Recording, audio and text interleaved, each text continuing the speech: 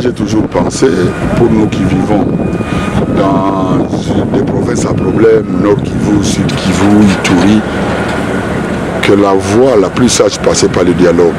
Même s'il y en a qui croient dans les armes, on finira quand même par le dialogue. Alors, comme j'estime qu'on a assez souffert des guerres, il vaut mieux commencer par le dialogue, plutôt que de faire la guerre pour terminer par un dialogue. C'est la meilleure façon d'épargner les vies. Et puis pour nous qui rêvons de développement, on ne peut rien développer s'il n'y a pas la paix. Et la paix passe par le dialogue. Mais alors, ce qui risque d'arriver, c'est qu'il y en a qui risquent d'aller au dialogue en croyant que c'est l'occasion d'avoir un per diem. Ça serait vraiment la catastrophe, ça. Hein? On est là pour poser les jalons pour l'avenir de ce pays. Au-delà de nous, individus, vous savez, nous on est là pour passer. Hein? Moi je viens de Rutshuru, j'ai été enterré le mois des Dieudonné. Bon, il est parti, mais c'est un homme de paix, et donc je crois dans la paix aussi. C'est un homme de développement, je crois dans le développement.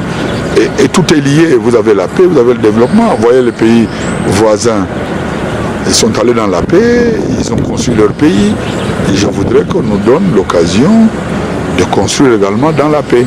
Est-ce qu'on peut dire que Vital Kamerhe a été une présence significative chez les opposants et il a soufflé aujourd'hui? Oui. Bon, Vital, c'est un homme politique. Hein. Vous savez, je suis passé sur une radio de Bukavu il y a 3 ans. Et moi, j'avais dit aux gens, vous savez, la politique a des règles. Si demain vous apprenez que Vital est revenu et que vous êtes choqué, c'est que vous n'avez rien compris. Pour moi, Vital connaît très bien la région des Grands Lacs, il connaît les enjeux. Et je crois qu'il a choisi la voie de la sagesse. Vital était à Sun City, donc il sait comment ça se passe. Après des guerres où on a perdu énormément de gens des deux côtés, et je crois qu'il a privilégié la voie de la sagesse. Et puis il est quand même beaucoup plus grand politiquement que certains qui sont dans... moi j'appelle toutes les oppositions qu'on connaît maintenant. Hein, non. Il a choisi la voie de la sagesse. On l'appelait le pacificateur, non? Alors un pacificateur qui ne veut pas d'un dialogue, c'est qu'il y a un problème. Dernière question, vous irez au dialogue certainement, avec quel objectif? Non, moi je ne sais pas d'abord si j'irai. Moi j'ai vu des chiffres qu'on a donnés, 200, on serait à 200 si je devais y aller. Bon, nous avons 26 provinces, ça signifie que le maximum qu'on pourrait avoir par province, ça serait peut-être 5 personnes.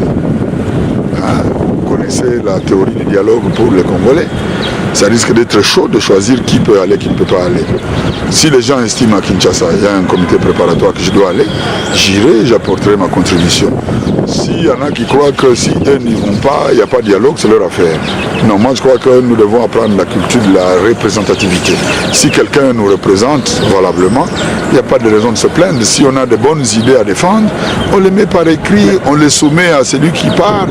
Moi je voyais, c'est dommage, c'est fort pressé, je voyais une sorte de mini préparation de dialogue au niveau de chaque province, où les gens sortent un petit cahier de charges, province par province, qu'on amène à Kinshasa. Puisque beaucoup de gens de Kinshasa, qui sont souvent originaires des provinces, hein, à part les Tekehumbu qui sont quinois, ils pensent souvent à tort qu'ils connaissent mieux, ils maîtrisent mieux ce qui est resté en province.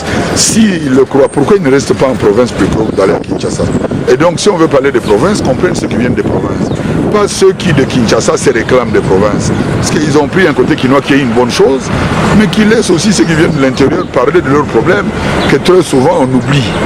Qu'on arrête de considérer les provinciaux comme le service de protocole de ceux qui sont à Kinshasa quand ils viennent en province.